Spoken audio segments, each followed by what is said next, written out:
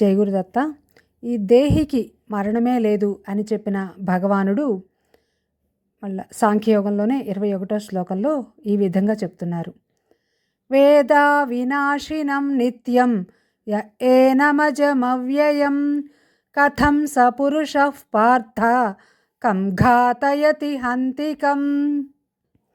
ఓ అర్జున, ఎవడైతే మనం చెప్పుకున్న ఆత్మను పుట్టుక లేని దానిని గాను, మార్పులు లేని దానిని గాను, క్షీణత్వం లేని దానిని గాను, వినాశనం లేనిదిగాను తెలుసుకుంటున్నాడో అటువంటి మానవుడు ఎవడిని చంపిస్తాడు, ఎవడిని చంపుతాడు, ఏ విధంగా చంపిస్తాడు, ఏ విధంగా చంపుతాడు అంటే ఇక్కడ ఎవరిని చంపుతాడు లేక చంపిస్తాడు అనటం వలన ఈ ఆత్మజ్ఞానికి తనకన్నా వేరే ఇంక మరొక జీవి ఉండే అవకాశమే లేదు అని చెప్పినట్లు అవుతుంది కదా.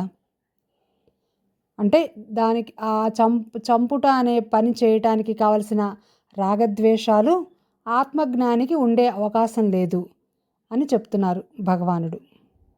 ఇలా భగవానుడు తన ఉపదేశాన్ని కొనసాగిస్తూ తర్వాత శ్లోకంలో ఏం చెప్తారో రేపు తెలుసుకుందాం. జై గురుదత్త. శ్రీ గురుదత్త.